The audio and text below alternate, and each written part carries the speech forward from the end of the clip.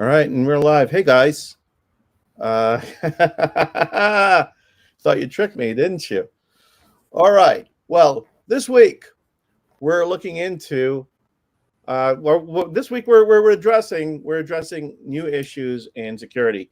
As some of you might know from earlier episodes that we've talked about, the library bcrypt that we use to hash passwords is getting sunset, at least with Meteor. And it turns out that there are better options for that. Specifically, we're going to talk about Argon 2 today. And yeah, so that's what we're doing. Next week, we're going to be talking a little bit more about, we're going to get more and more into AI and AI's relationship with development and so on. But for now, what we're going to do is we're going to continue on a little bit with the enshittification that we talked about last week. And we're also going to be talking about some new things that are happening in 2025 that affects JavaScript developers like you. So with that, I think we're up to episode 75 of This Week in MeteorJS, a weekly newscast of the MeteorJS Dispatches podcast. Dispatches podcast. My name is Alim Gafar. I'm streaming to you live from New York City. Let's get the others up here. Hello, everybody. I'm Dvorak, aka Küster, coming to you live from Prague in Czechia. Oh, I don't like that. And this is Küster coming to you live from Germany. Okay, and with that, we'll go straight into the news. And I've got my screen set up in a really weird way right now, so let me move things over so I could see them better here. Okay, and it looks like 2025 is the year new projects can go on the ESM modules only. And there is for those of you who don't really know what that means, there are two different module styles of including libraries and modules in your applications. There is the CommonJS, which was for a very long time, that was the way we did things. And then back in, I think it was 2015 or 2016, there is this new ESM module loading way. So the CommonJS way is by using require. The ESM way is by using imports. So some of you are familiar with the imports part because you do a lot of front-end development and you import your libraries that way. But if you do any node development, then you remember that you have to actually go and use require. And if you're using a platform like MeteorJS, you have to try to remember which one to use when. But Meteor has its own way of handling that. And Anthony Fu let's see, what I'm not doing right now, and what I have to do here is, oh my gosh. All right, folks, let's just remove this from the stream for a second. And let's get back to where it needs to be, which is at the top. And we add that back now to the stream. And why is it not showing it here? Whoops. Hang on a second. I can't see the slide. You can see the slide? It's the wrong thing. That's not the slide. Hang on a second. Let me remove that. Okay, let me add it back to the stream. There we go. This is where we should have been. This is where we should have started. This is this week's episode. Yes. Okay. It is at the right slide. Why did I think it was at the wrong slide? I don't know, because my brain is not always working well. Anyway, so this is a blog post that is written by Anthony Fu on his blog, and it's Move On to ESM Only, where he talks about the fact that, I've got it highlighted here, as of 2025, a decade has passed since ESM was first introduced. Modern tools and libraries have increasingly adopted ESM as primary module format. The packages that ship ESM on NPM in 2021 was 7.8%. By the end of 2024, it had reached 25.8%. So, there is basically what he's talking about is that there is a significant trend of 1 year over year of higher adoption on ESM only for this. And there has been another change that has sort of motivated this a little more. And there's an article from Sarah Gooding on the Socket blog that talks to this. So, does this mean that we can use import with Node 20 apps? So let me back off for a second. She says, the require ESM has been backported to Node.js 20, paving the way for ESM only packages. And that's the name of the article. And so she talks about the fact that this developer, Joy Chung, has done a tremendous amount of work, first backporting the ESM, the require ESM to Node 22, and then further doing a backport to Node 20, but that's as far as it goes. There's a quote here that says Node.js 18 will not receive this backport, meaning developers must upgrade to Node.js 20 or later to take advantage of the require ESM. There's another quote here from a developer that says, our community has been split into camps. I, for one, a guy with too much CommonJS to jump ship, have felt bitter about it since import meant converting to apps that don't need it to be asynchronous. Java developer TQ White said, that's now over. Let the healing begin. Okay. And so the question I have for you, Jan brothers, is, does this mean that you can use import with Node.js 20 apps the same way that you use require? You just swap it out and then that is it? Is that what he's saying? Was using require, like when you use require, you could use that with sync code, but you have to, when you use import, you have to rewrite your stuff as async. I don't understand what's meant here by this. So if either of you could clear this up for me, that would be very helpful. It's always a bit confusing because people put a lot of different, concepts and issues under a lot of these, same names. Mm-hmm. So as it comes for import, at least in Meteor, it's always, if you have it inline, that's always async as far as I have seen. And what we are really, the only thing I'm struggling with when it comes to, let's say, under ESM, but not really, is when the package has its exports defined in the package.json instead of the usual way. But Jan, you will probably know a bit more. Oh, it depends on. I wouldn't say I know much more because the underlying principles are really complex. This whole module system, how it's loaded, and all that stuff. What I understood was that in Node they started to explicitly support CJS or MJS files in order to make it clear that you're using the old Node style require or the more modern ESM.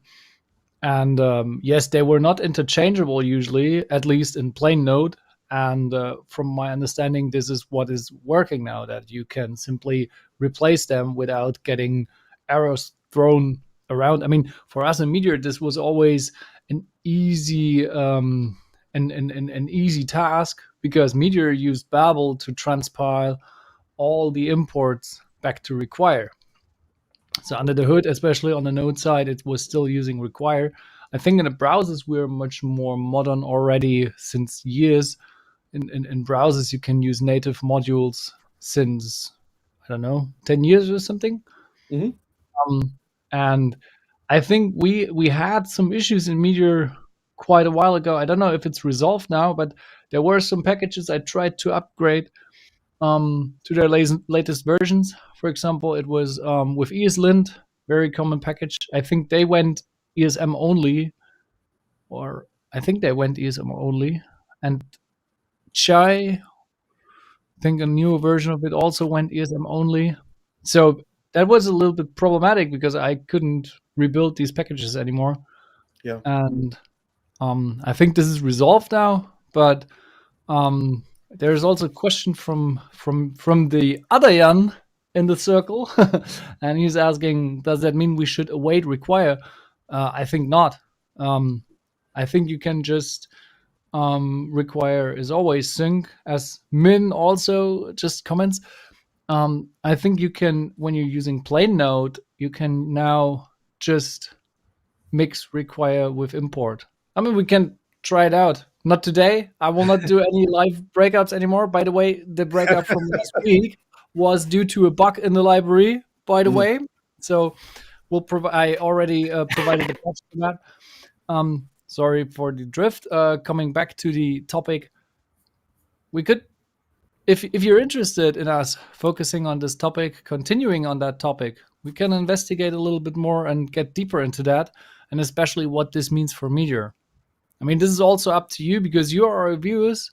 Yep. And you have it in your hands what we can focus on.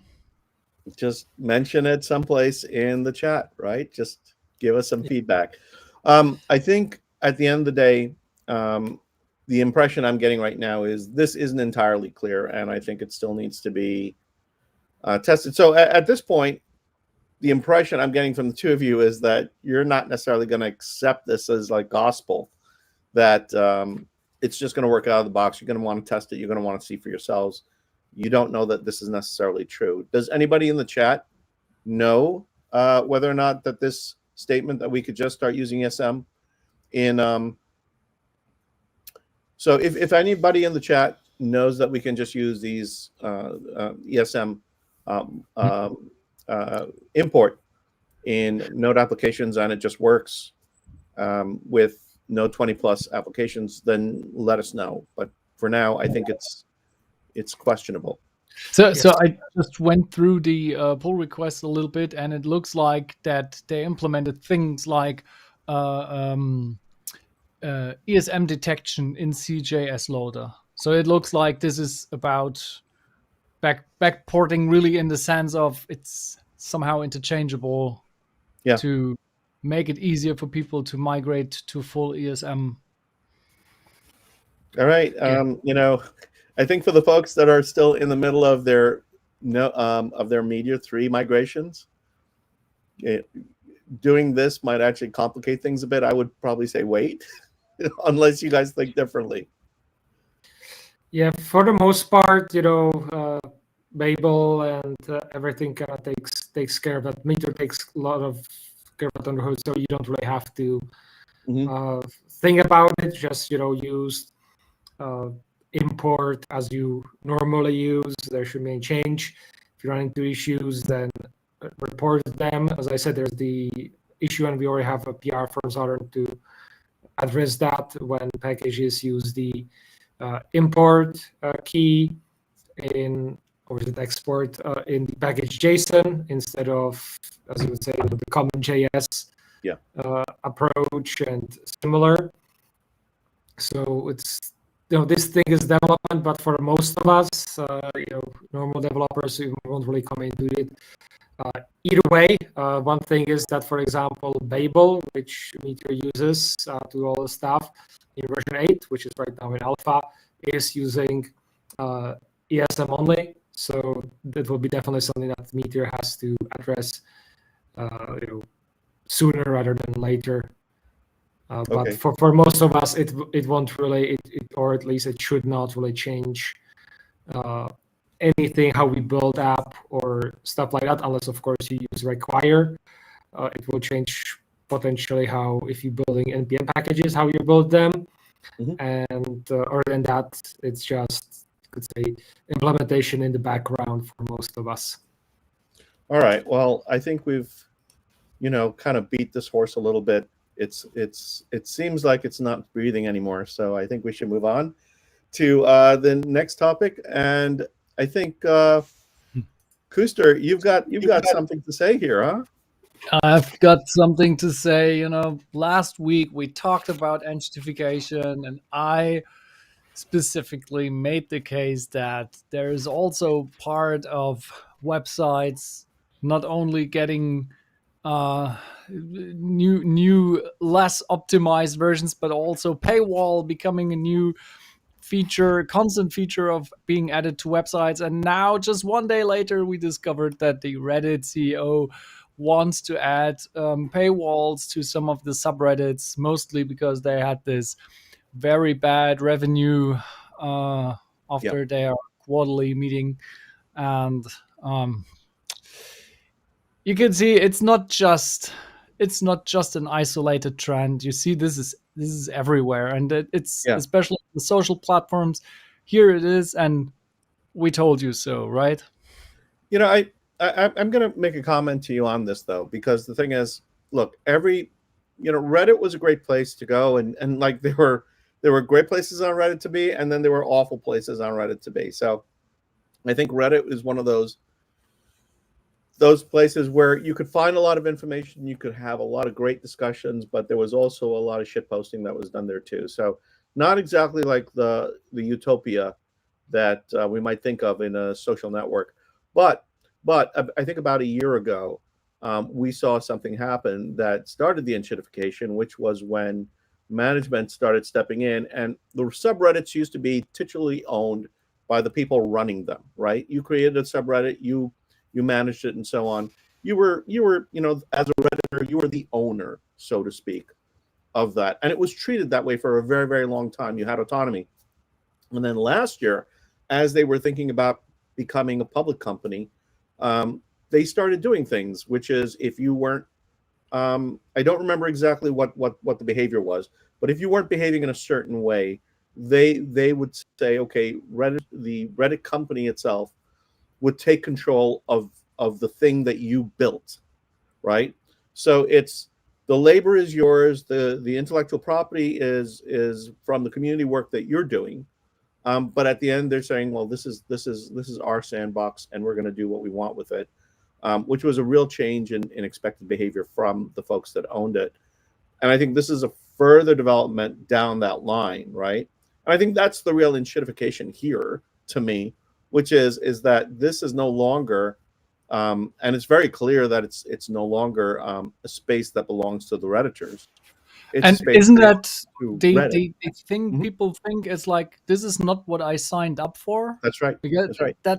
That's the whole idea here. And this is, everybody is trying to bait you and hook you with an initial promise of something great, and it's free. Yeah. And it's cool. And then over time, you see that this promise was just to get you lured in. And that's why people quit. Yeah, it's like, I don't know if you remember IMDb, but IMDb started as a crowdsourced database for movie-related information. And it was built up by volunteers. And there was somebody that basically started the website. And eventually what happened is it became much more closed. And then it got sold to Amazon, and now Amazon owns it. So all the work that people crowdsourced and did to create that database became the property of one or a few people, right? Which was not, I think, what the volunteers signed up for when they first started. They didn't, volunteer to help build a private company. They thought they were doing something that was community focused.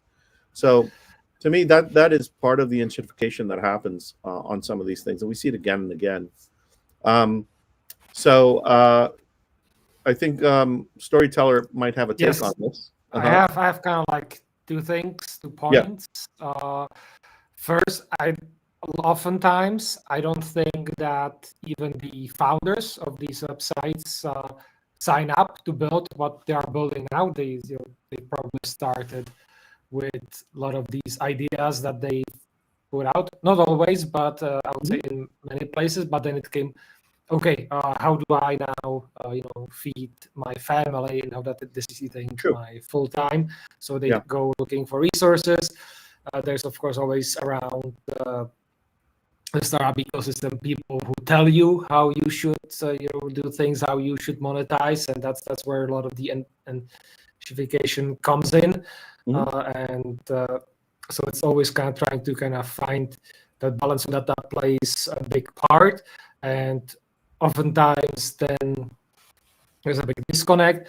Another thing is, of course, as you grow larger, you have more people coming in, and you have also lawyers coming in. So that plays a big The role lawyers. as well. It's not just lawyers, but like related to that. Like for example, with IMDb, you Uh-huh. get the lawyers, you get the, you could say pressures, or like with Rotten Tomatoes, that's another good one where it's if the movie is a bit controversial, then it's like always a fight between the audience score and the critic score, and manipulating all of that because there's big money involved. So they of course push to influence. The same thing with a lot of the social media, and that's kind of the second kind of point is which I'm experiencing firsthand as I'm building Glitter Universe. As I build things, as I go to workshops, as I learn more about law and everything, and oftentimes it's like, aha, so that's why corporations do the shit thing that they do, because the law and precedents and other things are forcing their hands, because if they don't do it, they risk even bigger issues. So that's definitely plays a big role, because especially when you begin, it's a lot of the time it's like gun ho, and you don't really know what all the other laws and everything impacts you, and sometimes you kind of need to go in and kind of break the law in a way, or break things to have even a chance of success, and then you apologize afterwards. So that's I think that's what are the two big things that play a significant part into this. Of course, there are other issues, but then that would be for a different deep dive. So for my next apps, I think I will just start with the paywalls, and then better step by step, and then next release, it's like, hey, we removed the paywall. And then in the next release, we removed another paywall, and everybody's getting happy. And it would be like, hey, man, this is the greatest app and company I've seen since ages, because they're just getting cooler and better every time. Well, I just want a quick response on that. For example, with the universe, I am starting with, you could say, a paywall or like a subscription for a feature, because a lot of the times what you've seen, the big corporations like Google and others, they have kind of taught the customers to expect everything for free. So, I don't want to kind of be like, oh, I'll build this, big platform, and then I eventually build in the monetization features. No, I'm building it from the ground up with this included, because I am, being honest with my users, and like, yes, there is paywall for extra features. If you want to buy stories, all that stuff, you can. Not everything is for free, and that's because we don't have a massive ad company that can a lot that spies on you and that can sells ads to the highest bidders. So because we just want to kind of focus on the main product instead of having all of our products being just a front from an ad company. Look, I get that all, and I'm glad that you added that in, because that is the other side, the other perspective also on it. Here's the other part too, though. Look, this is not just something that's happening here. It's happening, in other areas too. For instance, I was just chatting with you guys about how Amazon now gets creative control over James Bond, right? And the argument that was being had for a while is the family that's run the project for many years, if you want to call James Bond project, is that they've been very selective about where they use it. They've only done feature films. They rarely do anything outside of it. And the argument that somebody said hot takes. The argument that we had on this is that Amazon spent a lot of money acquiring this, and now they want to capitalize on it, and they want to do all sorts of spin-offs. And the feeling from the people that were behind it was that no, by keeping it really narrow, creates a lot of demand and excitement around it. And so even though you're not, flooding the zone, you are giving a higher quality item. So less is more in some senses. So I mean, this enshittification discussion is something that can go on and on.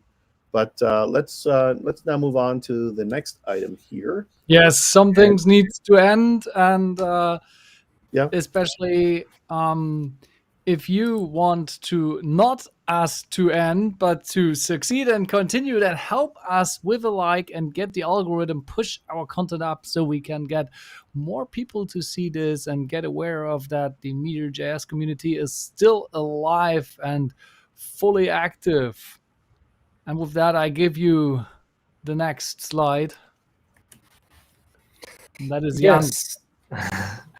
So, with a bit of Japanese state of Ryakto, we have the results. And let me jump here to some of my notes. It's in a way, most of the things are as we have expected, but I have a few highlights if you don't want to kind of go into it, but I have recommended. So, first of all, could say there's a bit of an indication that people don't like server components as much as you might, compared to what you might have been believe. Well, Tailwind CSS is still the most popular library for styling. Shad CN UI is on the rise, as you see in the component library sector for that. So that's why we see kind of unification on a lot of the companies and startups UI in that respect. Fetch and Axios are still the kings for data fetching, so some things don't really change. But tag stack query is coming up. Create React app, despite its deprecation, is still the top when it comes to creating new React apps. And it's followed by Next. I think this will be something that we'll see changing next year and year after. Given that Next is the second most popular way to kind of start or build your React app, Vercel is the top hosting, followed by AWS. And web apps are still the top use for React, which makes sense. That was how it was originally intended. Single-page applications are still the king, but despite, you could say, the dislike for server components, server-side rendering is now in second place. So a lot of conflicting, you could say, notions there.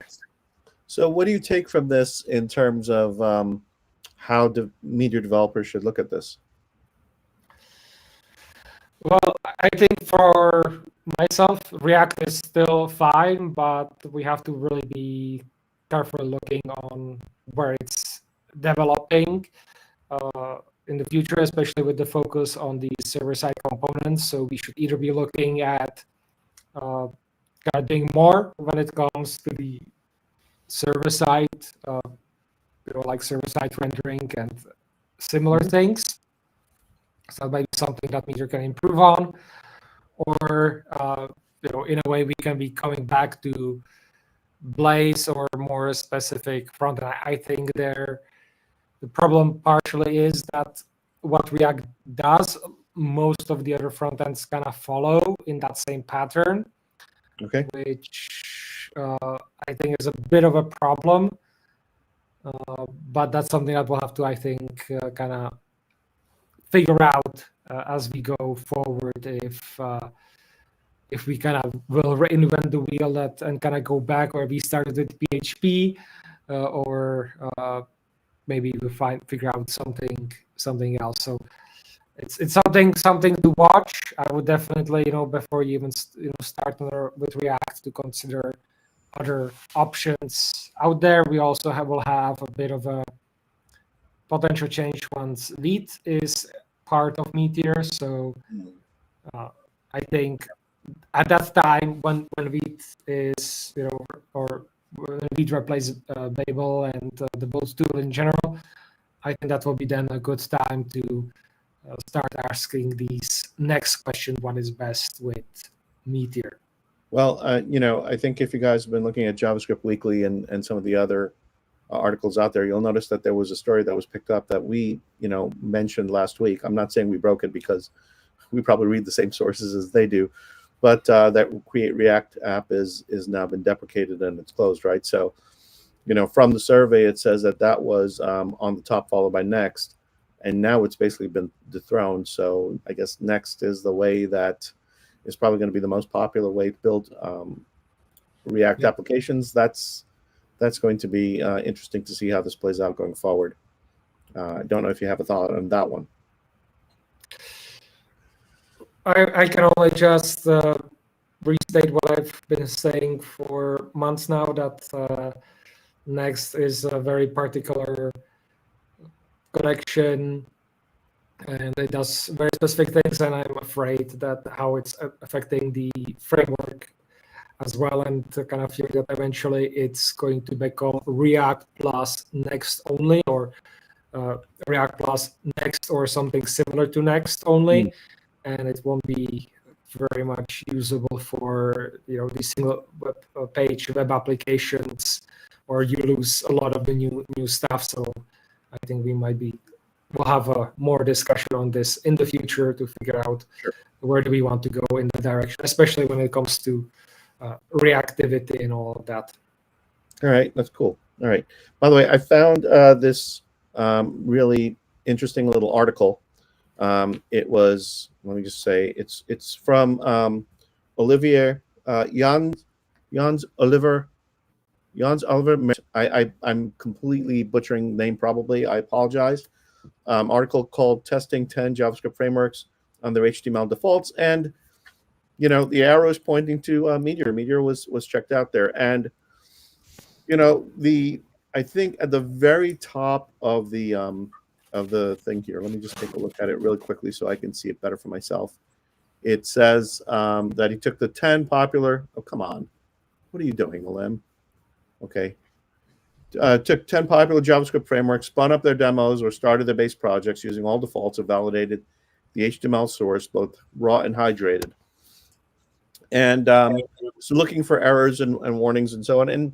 And Meteor is pretty good, but it shows up with about 58 different errors. So this is a call out to the Meteor team guys, which is, it says unnecessary use of type attribute in some tag someplace. So I think if we can get rid of that, we could probably get rid of the warnings that are there and have a cleaner. So that is something I think that you might want to look at. But I thought this was kind of cool to see that, that Meteor is still being recognized as a project that matters. And my only complaints here is that MeteorJS is listed as a framework, and it's a platform, right? So just want to clear that up. But I'm glad it was included here. I don't know if you guys had a chance to see this, but this is a very, very recent article. It was only a couple weeks old. So really cool that this author took the time to take a look at a bunch of different platforms, frameworks, and then and include Meteor with that. So that's cool. All right. That's all I got to say about it. Not much more. Move on if you want to. No, I've one thing. Maybe I will get in contact with him, because what I like to know is the methodology used so we can reproduce this. Because if you take a look at Meteor, it does not generate any HTML errors, but it raises 58 warnings and also have some unnecessary type of attributes. I'd like to reproduce that, because then we can simply clean it up and then just propose that for the next Meteor release. Yeah, that's exactly my point. I think, when you take a look at the highlighted part, what it says is that they just took whatever came out of the box, right? And then just looked for what warnings or errors show up on an HTML parser. So I think that's one. That's the thing. On which one? Because there are some out there, and these might produce different results. Yeah, reach out to him. I don't think there's anything wrong with that, right? I think he'd probably be happy to hear that somebody read his article. I'm sure it's been read a lot, but it'd be kind of cool to hear. And then, as I said, since these are warnings, these are, I think, relatively easy things to fix. and we can get to the 0 score, and that's pretty good. We clean up something that doesn't need to be out there.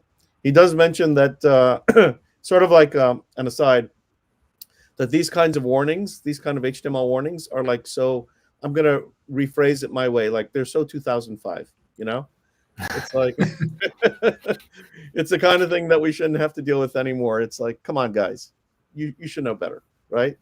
So I do want to bring that up here now.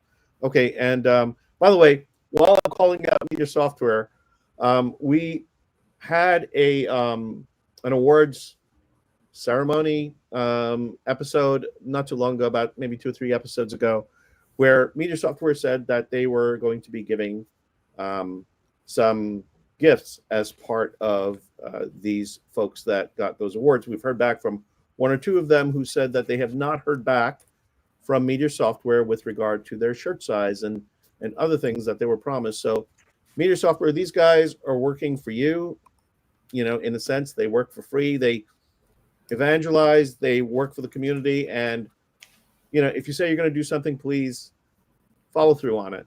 Okay, so they reached out. I would like it that you actually go and get in touch with them, and if you need help, we can help you make those connections. So let's get this sorted out. Thank you. All right, and we can move on to this. All right, Meteor News, which is sponsored by Literary Universe. So it's a all-in-one creative writing and publishing platform. Use promo code MeteorJS to get a month free on any of the plans. I'll have more on that later, but let's jump into the news. First of all, we will be getting a new Meteor 2 release, Meteor 2.16.1, which will be a Cordova update to make sure that kind of backporting the upgrades that were done in Meteor 3. So that's in works. At the same time, there has been a pull request merge, which I started but was then edited and updated. I believe, let me quickly check if it was, yes, by Gabriel Gruba from Meteor Software. And that one now states that Meteor 2 is only supported until July 2025. After that, it will no longer get any security updates or anything like that. So prime time to start migrating to Meteor 3. And we shall see how things evolve on that. Speaking of Meteor 3, Meteor 3.2 Beta 1 is out with the topic of today's what we have, understanding Meteor, which is Argon 2 passwords and some other improvements. I believe we'll see another beta with additional changes like latest node and MongoDB 7 coming in. That will probably be next week. And who else knows what Meteor Software are currently merging, because they tend to merge quite a few things on Fridays during our stream as well. And finally, we have update from the community packages. The Reboot Publish Composite has been updated to version 1.9. If you don't know this package, then don't worry about it. But in essence, it allows you to publish multiple, I could say, cursors that depend on each other. It's an old package, and we recommend migrating to other better ones. But we still support this and work on this. And this 1.9 release added async support on child methods. So something probably what you will need for potentially for Meteor 3 migration as well. And that's it for the Meteor news. And if you want to get updated weekly by our news stream, getting informed when we stream live the next time to give you the latest news and our hot topics, then please subscribe to the channel and don't forget to hit this bell in order to get your notification on your mobile device, because then you will get half an hour before we start always this nice little message popping up. In half an hour, it's time for This Week in MeteorJS. And just letting people know, we're at 334 subscribers right now. We'd love to get to 350. So if you've been hanging out, thinking about whether or not you want to be part of this community, please just help us get to those numbers. The closer we get to the 500, the better it's going to be for us to get more acknowledgement from YouTube and get the content pushed up by their algorithm. So help us get there so that we can get more users in. We can get more people using and trying MeteorJS. Okay. And let's move on. What's the next thing? Now we're on our understanding Meteor section. All right. Let me just, now I noticed this, by the way. I noticed that when we run the mini video here, the sound from our microphones does not pick up. So I'm just going to run it, and then we're going to say what it's about. Okay. So that way, it's the Galaxy offer, by the way, that we have. Galaxy is sponsoring this section. Meteor.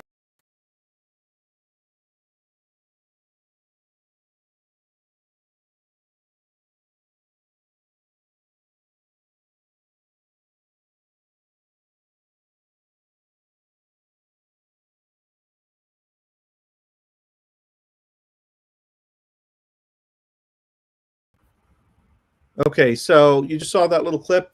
If you go to that microsite that was shown there, and then you use the dispatches -60 coupon code, you will get $60 discount or $60 credit that you can use to run a workload on Galaxy.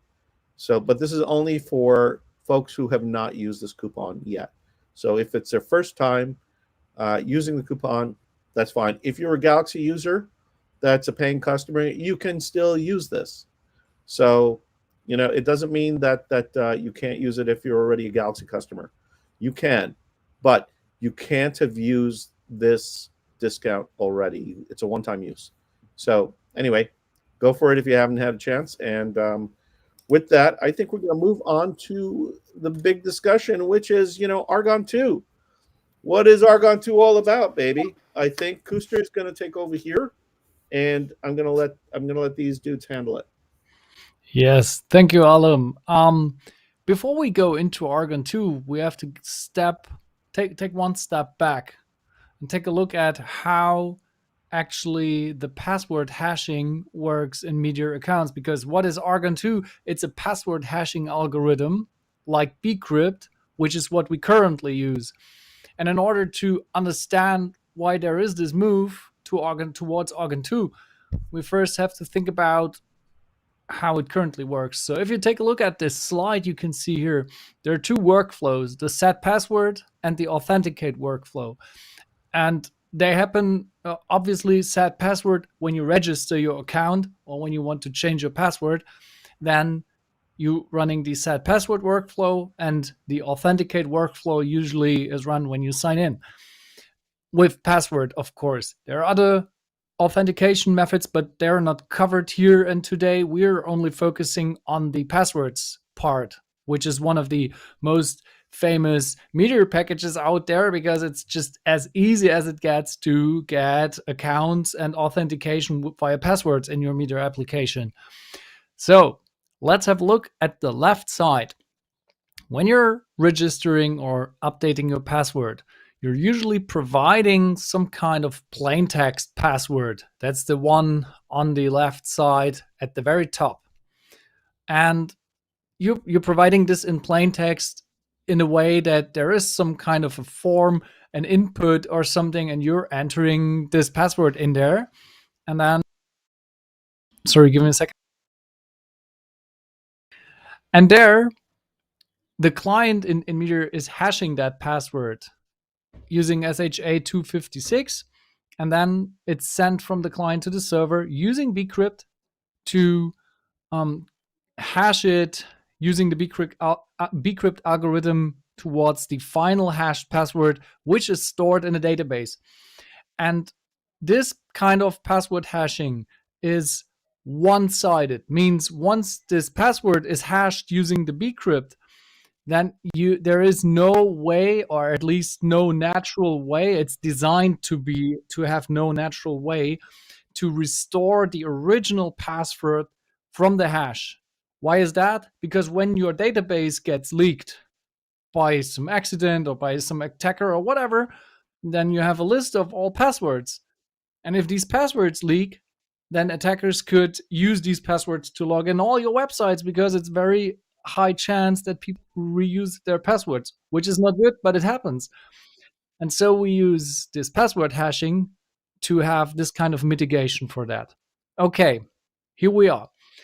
Now I opened an issue on the Meteor repository because of two issues. First issue, there might be in the future a new algorithm, which we talk about today, and we might want to change that. And I looked up the bcrypt repository, and it was not that strong and frequently maintained anymore, which gave me some goosebumps already, because when there's a security related thing, it's not maintained, it's not so good, right?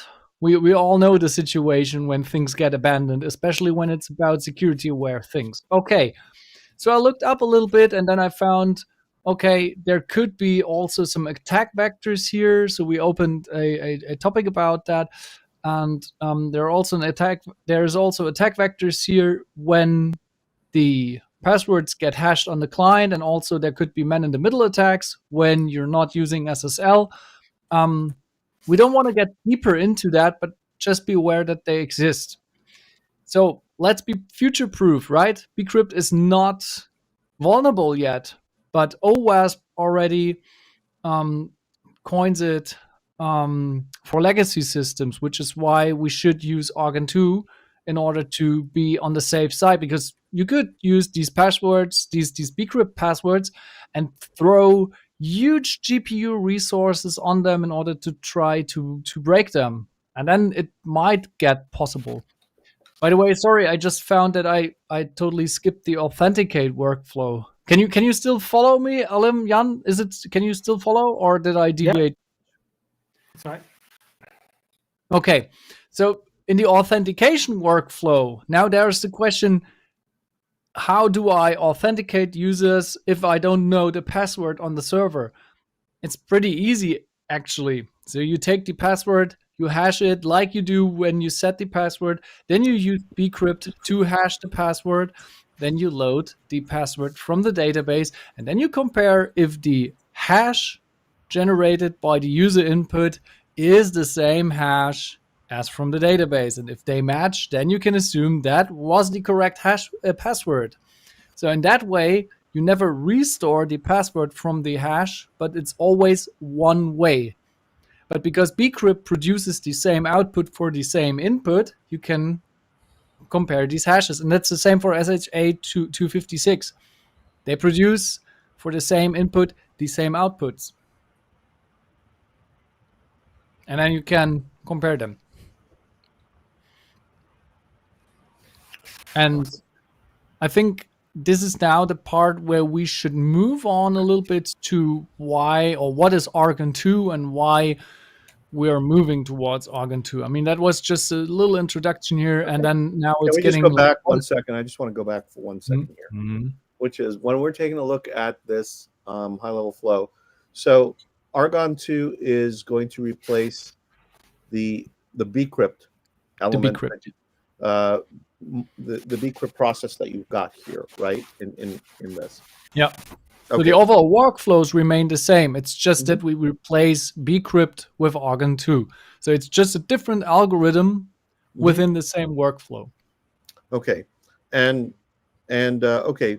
I mean, we could probably come back to this later on, because I have some questions with regard to like what that swap looks like, and then what the consequence of that swap is. But we can move on. Yep.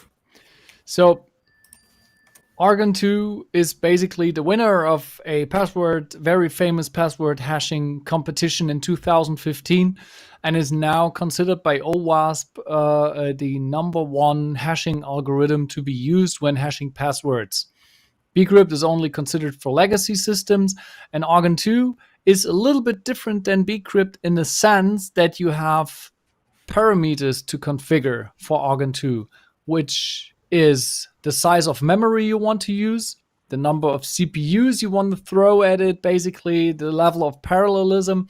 And this all together gives you the option to weight between more CPU, more RAM. So it's an outweighted system, while bcrypt is only GPU resistant generally, but let me tell you, in 10 years, we might get another level of GPUs that might be easily able to crack that. I mean, that's the same with MD5.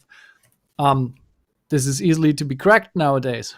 And in Argon 2, you have these 3 levels of parameters to define what you want to increase. You can increase all 3 of them. It's just getting super slow, but it also gets very secure. And there are 3 versions of it: Argon 2D, 2I, and 2ID. And the one is more resistant against GPU. The other one is more resistant against side channel. And the third one, the ID, this is also the recommended one, is a hybrid of both of them. This is just as a surface level information. I don't want to get too deep into that because, first of all, I'm not a cryptologist. I'm not a cryptographer. Cryptologist, that sounds interesting. I'm not a cryptographer. And when it comes to the cryptographic underlying principles, it's getting really mathematical. And I don't know if this is what the target groups is interested in. But you can read all that stuff up. And yeah. You know, when you said that you were a cryptologist, I thought you were going to put a glove over your hand and get ready to probe, but into people's secrets. But whatever. Okay, interesting. Yeah. So, but here we are, and I think it's now a little bit. I would pass it over to Storyteller to talk about how it's integrated in Meteor, unless there are still questions remaining about the overall workflow and integration. Alim, now is your time. I think this is very helpful, very good. So why don't we just take this off and give Storyteller the screen. Storyteller, I will tell you that I think your active the filter is making your camera stutter when you're on the screen full screen. So I'm going to put, Okay. but you might notice that, and I've noticed this today while we were doing this, that, hang on, there we go. Okay, you're going to add this. Okay. There we go. Oh, okay. All right. You're doing So, that. Okay. Yes. I just want to also kind of mention this is not the first time that we are changing the algorithm how password works. For the OG people, if you remember Meteor 0.8.2, there was a change to bcrypt from a protocol called SRP. So Yeah. it's not done the first time, and we already had something in the past. So you can already try Argon 2. It will be included in Meteor 3.2. And what I have here is the beta of Meteor 3.2. I have a simple, I just started to create the Meteor Blaze application. So you can see I have here Meteor run command with settings. I'll come to that lately. And I have then my main, I have installed the accounts password package, and of course accounts UI package. And I have added the login buttons to the main screen. First thing up, you will have probably a bit of a problem. Any package that has accounts password as a dependency and relies on it and has somewhere defined versions is going to cry at you that accounts password has a major version upgrade and it doesn't know what to do with that. So you will have to work or change that. That's why you can see here in my packages, I have the accounts UI unstyled, which depends on accounts password, because I had to, well, in this case, I had to I just have to copy it over from the Meteor repository, but in other times you will have to change the version number to either to expand range or change the version of Meteor that allows it. So that will be the change. So other than that, that's exactly as we have. And if I now run Meteor without any settings, we'll start that up. I do have, here we have the settings. So this is how it's going to look in a moment once we actually get things running. And I also want to pull up MongoDB Compass to kind of show you how things look in the database. So let's wait for, okay, things have already spinned up. So here we go. Here we have our Meteor. It will be right now empty. So I'm going to, oops, if I first need to refresh. If my computer, if it doesn't die on me. Okay, that's not good. Bit of a freezing. So let's try to kill that and refresh. Apologies. That's just my browser for some reason. No worries. Next week was not easier to handle. Interesting. Doesn't like the sharing. Let me. Yeah, let's try like that. So I've got localhost 3000. Here we have the application. I'll create the account. So I'll just use my email and test 1, 2, 3, 4, and I'm logged in. So now if I go into the users, you can see here is the user object, and under services, this password, and you can see it has a bcrypt, and then we have the bcrypt hash that Jan mentioned. So that's how it works now. And of course, I have resume and the other stuff there, but this is the hash of the password. So if I now log out and sign in again, it will work as you know it. So let me kill this for now and do npm run start. But before that, because what the start is going to do is going to open settings. And in settings, what I did, added packages, accounts base, and added Argon to enable to true. And now when I run it, this will now, instead of bcrypt, use Argon 2. And you don't really have to do much beyond that. And how it's but of course, as you probably guess, there is nothing changes. The user password is still in bcrypt. But what happens now is that if I log in or if I change password, if I was logged in, we will see that the services now has Argon2 hash instead of bcrypt. So this is similarly how in Meteor 0.8 there was migration to bcrypt. What's happening there is as the user log in, it will check, okay, this user has bcrypt. Let's compare it using bcrypt. If the password matches, then of course it will log you in, but it will also then go run it through Argon2 and save the new Argon2 hash here as well. The same thing happens if you change password. It will change the password and use the Argon2 hash. So you don't really have to, or you even can't run any migration because you don't know what the passwords are of the users. That's the point of the hashes. So if user comes to crying, I cannot log in, can you tell me what my password is? There's no way you can. So this is how the migration will happen. So you have to ask your users to either change their password or to log out and log back in. And as you can probably guess, this option is optional right now, so you can set it up. In the future, it will change forever, but of course, there's going to be a long window when you can migrate, and you will have to probably send out some emails. This is also a nice way how we can kind of remind people of your product, of your service, telling them, hey, we take your security seriously. That's why we are upgrading our password hashes and all that stuff. So it's very, very easy. That's how you just have to switch one settings in the settings file, or how you put that in to Argon to enabled. And Jan already mentioned there are some additional options that you can optimize. That will be described in the documentation. You can already look them up already. And so this is Argon to enabled, Argon to type, Argon to time cost, memory cost, and parallelism.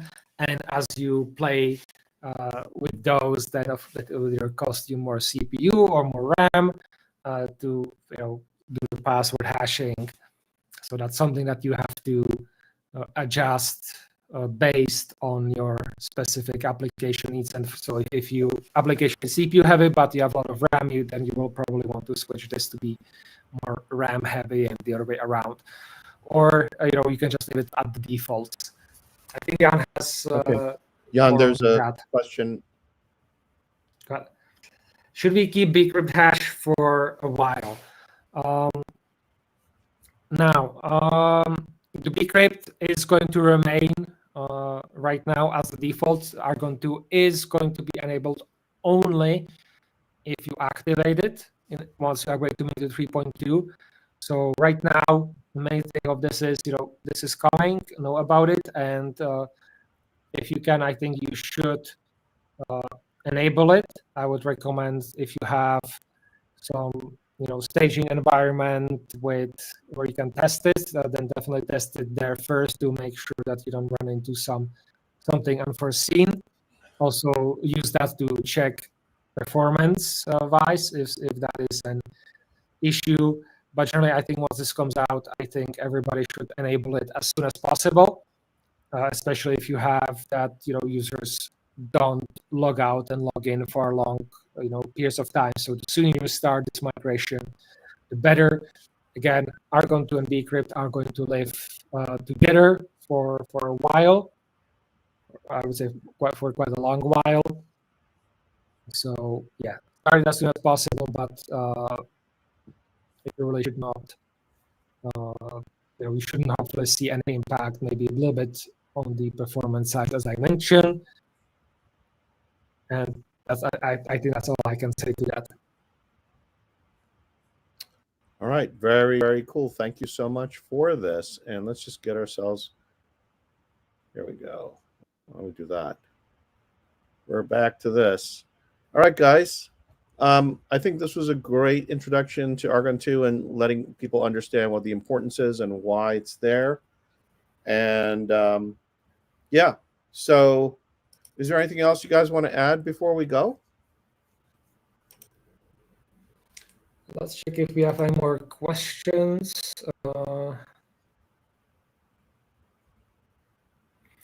Min has another, maybe someone has external app to try to use it on.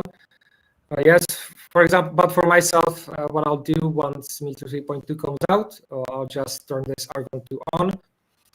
Because remember, this is going to be the default in the future.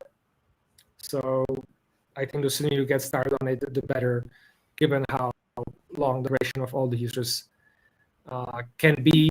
And one thing that we'll have to kind of figure out maybe in the future is what do you have a user that comes after the cutoff for this migration is. What if they come like after 5 years only visiting and cannot log in? So that's something to do. But you can, as you've seen in the database, you have either bcrypt or Argon 2 hash there, so you can easily check out or see which users use bcrypt, which users use Argon 2. So that should be very easy to identify those users. All right. Okay, folks, if that is all good, I think we're going to call it a week. Thanks for joining us again. And next week, we're going to start on some AI-motivated content. So if you have some ideas on what you'd like to see relative to AI, I think we're looking at it from the point of view of how it can help developers, how it can help you. And we're going to try to go over a little bit of how LLMs work so you understand that a little bit. And what else are we talking about? Oh, we're going to kind of go over the fear, uncertainty, and doubt that's kind of surrounding this too. So, we're not necessarily going to get all of that next week, but starting next week, we're going to try to hit some of those notes and see if, if we help alleviate some fears. I think we've come to the conclusion in our earlier discussions among ourselves that it's a really useful tool, but it is not it's not a full creative resource, a fully autonomous creative resource. So you may have a different take on it, but that's kind of where we're seeing this at this point. Hang on, there is a question here from. Hang on, what is this? Is this? Küster. Okay. So this is from MacBot Rot. I don't know if you know this person. You know this person? It looks like that someone is who is implementing React Native, the Meteor React Native. Actually, I think we don't have to implement it in the Meteor React Native client because the password hashing itself, like the final password hashing, is done on the server. And if I'm correct, we don't have to change anything on the clients. That would be the most optimal outcome of all this. But I don't want to bet on this right now. So I'm back in development on React Native beginning in April, because then I'm continuing an older project. And then I'll also look on refactoring the React Native client, and I will check on that if we have to do any extra work to integrate Argon 2. But my take right now is that we should not, there should not be any changes required on the client, as long as you're using the Meteor server. And one last thing, Küster, because last week you were doing a live demo.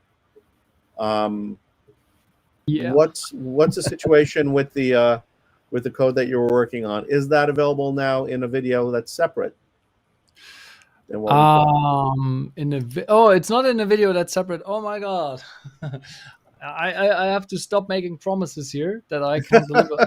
No, it's not in a video that's separate, but again, I was tweaking the code, and I was running the debugger and all that stuff, and I was looking like, why is that? Yeah. There was a bug in the date computation. So this is also a soft reference to the new international date things that are now available, because I was using the classic date, and apparently this is dangerous. I updated it and published a new version, and I might put this actually in a little tutorial that we can upload, because it's just 5 minutes of work, and we made it half an hour. So we can be good that way. Yeah, we can be good that way. All right, guys, listen. Thank you for joining us. Have a great weekend. We'll see you next week. Yeah. Ooh, hang on a second. I just closed my screen by accident. That sucks. So, all right. Hopefully, I've fixed that now. All right, and here